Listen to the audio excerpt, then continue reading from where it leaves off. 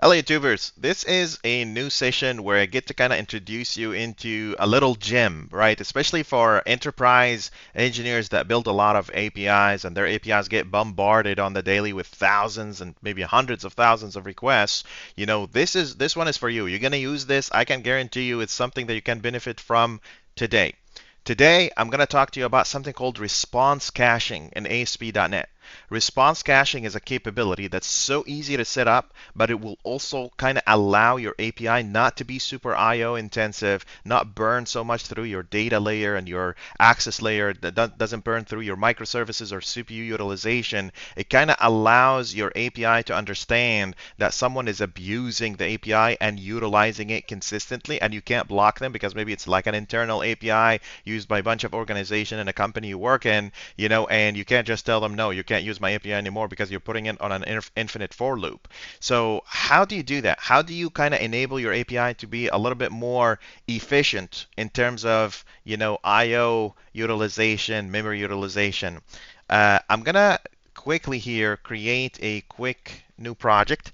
It's a simple ASP.NET Core API, cool new caching, right? It's not really new, but it's new. It's new to me. So here's this guy, and then I'm gonna kind of clean up all that weather forecast stuff because we don't really care about it, right? And I'm gonna create a quick new API for you, right? So let's go ahead and create add new controller. This is my API, and then I'm gonna go say, times controller. So this is a controller that gives you the time. It tells you what the time it is, and someone is kind of abusing the time, abusing the utilization of time. So I'm going to create an endpoint here, HTTP GET, and then public action result. I want to return at date time offset, right? And I'm going to go say get like this. And I'm returning, let's do a fat arrow for this one, and get, and I'm returning date time offset dot UTC now. UTC now is my favorite. There you go. Okay, so this is a simple API endpoint. It's supposed to give you the time, right? And you are trying to kind of, ping that API endpoint, and someone is abusing it. They're hitting that endpoint consistently, right? Let me show you what it looks like. There's this cool feature in Visual Studio. If you go to View and then go to Other Windows and then select Endpoint Explorer, it'll find your API endpoint right here. And then what you can do, you can right click on that guy and then click Generate a Request, and it's going to generate a request for you. What you're going to do, you don't need to use Postman or anything like that. I'm going to take away that weather forecast. You have this endpoint right here, and you can actually send requests to these endpoint. But because the API is not running, it's just going to tell you there's a connection error. Watch this. You just click on it and it says run, right? It's pretty cool. But because you don't have the API running, it's not going to run, right? So I want to run the API. So let me go here into Solution Explorer. You could also run it from the command line, probably. Let's do that. Let's show off, right? So it's cool new caching, and then .NET run. There you go. So now it's running an API, but be careful because in here you have a new endpoint that you're listening to, like a new port that you're listening to in your local host. So you can't just go and try to run this again because it's not going to show you any results. I'm going to paste that in here, and then I'm going to go and try to send a request, and there you go. Voila, it's sending me the time. Now pay very close attention. Let me kind of hide my face here. You don't need to see the face. There you go. So pay very, very close attention to this area where it's showing you the time. Because this is a demo about caching, right? Watch out how the server will try every single time to get you a new result. Send request. Watch this. So now it's 5232. Send request again. 5236. Send again. 5239, and so on. That is great if you're actually building an API that actually reports time. But if you're not building an API that reports time and your data doesn't change that often, you probably should consider some form of caching. And ASP.NET gives you this amazing capability that allows you to add caching out of the box. So add response caching like that. So I'm just adding it in my program CS or startup CS. And I'm just going to add it again in here in the app utilization. So app use response caching. Okay, great. Response caching. I'm gonna go set it up. So on your API endpoint, now pay attention because this is where the fireworks are, right? On your API endpoint, you can basically go here and say response caching, and then you can go and say duration, and I'm gonna set it to 10 seconds because I don't want to waste your time. I want to show you that it's actually gonna cache, and then we're gonna wait 10 seconds, and then it's gonna work again. Okay? Let's first, before we forget, let's restart our API endpoint. Don't forget that one because otherwise it's not gonna work. So here you go. I'm restarting my API endpoint. I'm going back to my cool caching. Now let's pay attention to this. The first time, you're going to get a new value, which is great. The second time, it's going to keep caching for 10 seconds straight. So let's go here. So here you go. You have 5402, 5402 again, 5402, 12 again. And for 10 seconds, it will keep responding with the same. Again, I put my face back here. 52, 52, 54, and then after 10 seconds, it's going to give you a new value. So let's just keep that value in mind. 5402. Try this. 5205, 25, 5425, and so on and so forth. How cool is that? Pretty cool, right? But there's more to it, right?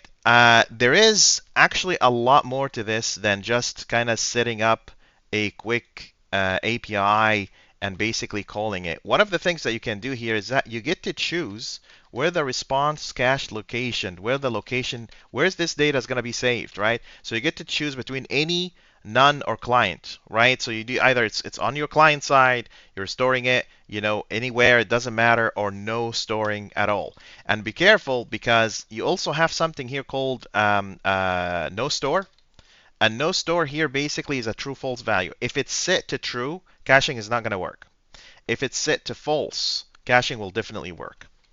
One last thing, and I'll let you kind of dig into this. Like this is a video for you to go explore more because there is policies, there is variation. Like do you cache the response regardless of the input parameter, right? What if the input parameter is different? What if you have a URL parameter? If you have a different URL parameter, you can basically go here and say, well, vary by query keys, and you go here and say, well, my query keys that I care about, this is a string array.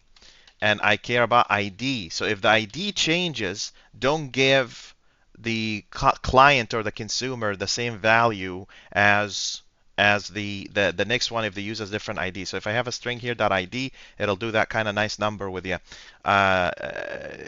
Convert type string to int. What are we talking about? So this is a string array, new string array. Get set, vary by query keys.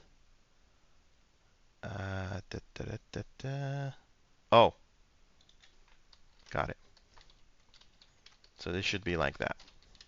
I forgot how to do arrays. That's how much we care about arrays. I forgot how to do arrays. So, okay, something like this would work as well. Would kind of help you out as well. Yeah, this guy like that. Right? So if you have a different ID, right, it's going to kind of vary. Do you want it to vary by query keys? Which query keys do you want it? Or you could basically go and say, I want this to be a wildcard. A wildcard meaning that I want it to vary by all query keys, regardless what they are and who they are. One last thing before we go away. Your client, in this particular case, has the power to tell you, I don't want you to do this caching thing on my side. Right? Who does that the most? I'll show you. If you go into Postman, for instance, and basically try to create a new endpoint. So that endpoint that you have running right now, we have this endpoint, right? And if I go to that endpoint in here and I hit that endpoint, you're going to notice something crazy. So this is slash, and then I'm saying slash what? Slash times. I think that's the name of my endpoint. There you go. This is slash API slash times. That's right. So if you hit Postman like this, API slash times, and you try to do get, watch what happens. I configured my Postman not to do that, but your Postman is probably gonna not work with this. I'm trying to save you a lot of time here. If you use Postman out of the box, you will notice that in the header it adds something called no cache. Watch this. No cache. And it's a configuration that's built in because Postman is mostly meant for developers. So you don't want this caching thing to happen with that. So you see that send no cache header. If I enable that, I will always get a new value.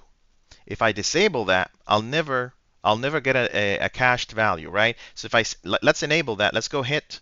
Watch. Even though my API endpoint has that enabled, right? It doesn't care because it's sending to the controller saying, don't cache on me.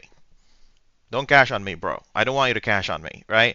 But if you take away that option, if you go to the settings and take away that option, like that, and then close and try, it'll actually start caching. Watch the value in here. Watch what's happening. 56, 56, 56, right?